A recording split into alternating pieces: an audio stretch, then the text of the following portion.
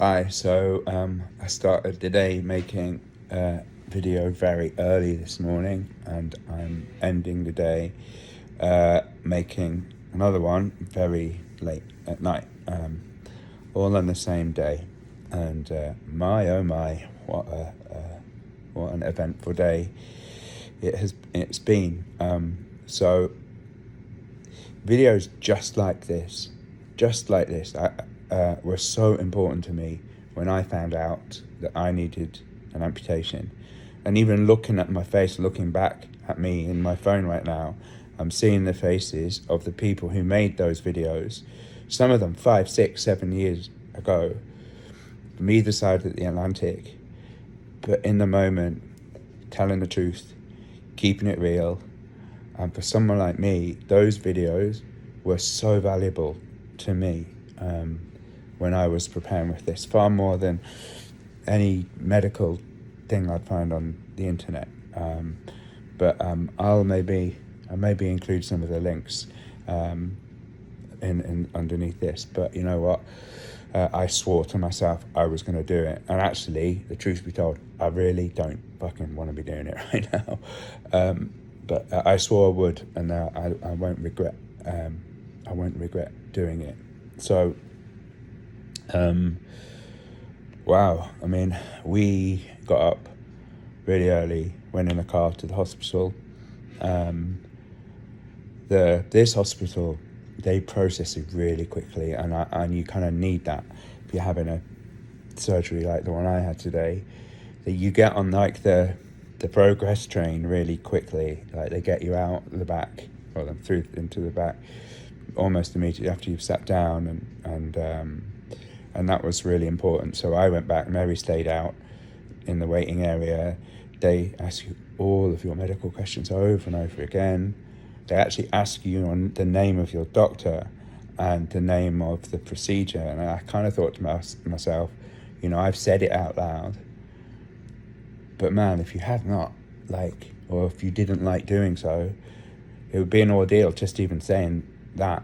But anyway, so it was funny because I had to sign all these consent forms, and despite the fact that I've been banging on and on about March 4th, whenever I signed my name and I'd go to the date, I'd go, oh, what's the date? What's the date again? I can't remember the date. She was like, March 4th. I was like, oh, yeah, of course it is. But it was just weird. So then I got into this lovely gown, which I've had on all day, which looks like some sort of 1990s for my Celtic FC supporting friends, Motherwell FC Bizarre Away kit. And I got my IV put in, and then Mary was able to come in for a little while, but I what do? You just give your wife a hug and tell you love her, and she tells you that she loves you back. You just have to keep on moving and keep on going along in the process. Mary wanted to stay, but it would have been like hours and hours. And I'm just the sort of person, I wanted her home with the girls, and then come back. So that's what she did. And also I needed the time. I just needed the time. I needed a minute. I needed a minute, not like as such to say, oh, goodbye, trusted leg, because actually it's been nothing but pain in the arse for a long while. But there was no going back, and I just needed a minute. I can't really explain it much better than that. And then you go off to the block room, and actually I've had now, this was my 4th surgery on my right foot, right ankle. And normally when you get a block, it's just like an epidural behind your knee. And then, but today I had one behind my knee and one further up my thigh, which I think was a sciatic nerve pain block. And then you go. And in fact, no, when that pain block starts to kick in, that's the last time you feel your leg. It's the last time you literally feel it. A few minutes later, and you go into the operating room, it's the last time you see your leg. But there was just something bonkers about it being the last time I felt my leg. And all my protestations that, oh, no, I wouldn't grieve over the loss of a limb, I'd only grieve over this or grieve over that. It's kind of not true. Like, you do feel really, really sad. I can't express it any other way. So that was that, and they mask you up and boom. So then next thing you know, you're being brought around. The first thing I was aware of was being really, really thirsty. I have a really sore throat because I've been intubated. So I chugged a ton of water.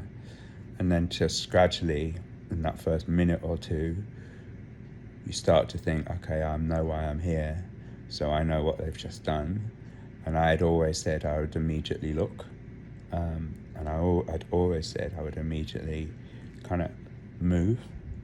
And this is probably one of the most important things I'm ever going to say in dealing with this topic, dealing with this subject.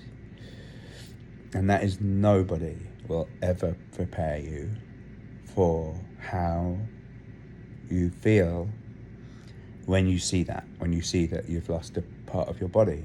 And it doesn't matter how hard you've tried, and I've tried really hard. I'm not saying this is like, oh, this is the worst thing ever, you'll never recover from it. I'm not saying that, because I know that I will, but I am saying it's unlike any other feeling that I've ever had in my entire life, unlike anything I've had. And even having experienced it today, for anyone who's watching this who's about to go through the same thing, I can't tell you what you should do, how you should prepare for it, other than to say it's unlike any feeling that I've ever had. And look, right now, I would turn the camera around right now and show you, but the truth is, in any normal circumstances, I would never send a video of my bare legs to anyone I knew on Facebook. So I ain't going to start now, just because I've got half leg missing. But I will keep the pictures and the videos should I ever be asked to show someone what the day of your surgery, your residual limb looks like. And of course, this it's all heavily bandaged. But then the weirdest thing, and this has been the weirdest thing all day, is that I hadn't thought about the fact that, right, so just so you know, this is like from, 16, 17 centimeters, 20 centimeters maybe, underneath my knee, down my shin, right? That's where the amputation took place. So that's a lot of weight, right? The bottom of your leg and your shin and your foot. And I just hadn't thought about, people talk about your balance and stuff, but I hadn't thought of it in that context. So actually, if I lift my thigh, it feels like, in that Pixar movie, Big, when the old man's house finally gets picked up by all those balloons, right? And it just very slowly lifts off the ground. That's what I feel like just going on with my foot. I feel like there's a lot of helium balloons that were just holding it up, hovering it up. But of course it isn't there. And the reason why I'm feeling that is because there's no weight. The reason why I'm describing it that way is because I've had too many painkillers. But that's exactly how it feels. It feels like the foot's been held up by helium balloons. So anyway, then I was there for a while, and then they brought me into this room, which I was really glad to get to. So I kind of knew that, when you get to your hospital bed, like that you're going to sleep the night in. You know that the ordeal is at least the surgical side of the ordeal, please God, is done, and you can kind of get your hands on your own stuff a bit, and that it was a long while to be down in kind of surgical care. Again, with this hospital, people are amazing. I was lucky today because I had the same nerve block nurse, as I had the last time, albeit that was only 3 weeks ago when they got all the crap out. And that was really good because I recognised her straight away and said, "Oh, you see loads of patients, I know, but you did me last time." She said, "Oh no, I remember, it was only a couple of weeks ago." And I was like, "Yeah," and that was really helpful, like comforting. So they brought me up here, and then there was just this parade of people doing their thing. So the occupational therapist came in, made me get up and sit on the side of the bed, then made me get onto a walker, stand up and get on a walker, then walk all the way down the corridor with this walker, sit in a wheelchair, get out of wheelchair, blah blah blah, which is going to be my world for the next couple of weeks. And then a physio came in and did some stuff as well. Then a respiration guy came in and gave me this thing to blow into to keep your lungs clear, which is good, as I am an asthmatic. And it was kind of like constant. And then finally I fell asleep and have been sleeping on and off in between the gaps of people coming in ever since. And then I ate. I was hungry because I've not been eating well. So that was good. It's fair to say that after a little 12 hours, pain block is just beginning to wear off a little bit. And I can feel a really dull ache emerging in the back of my calf. So we'll wait and see what happens there. It's crazy. The notion of phantom pain.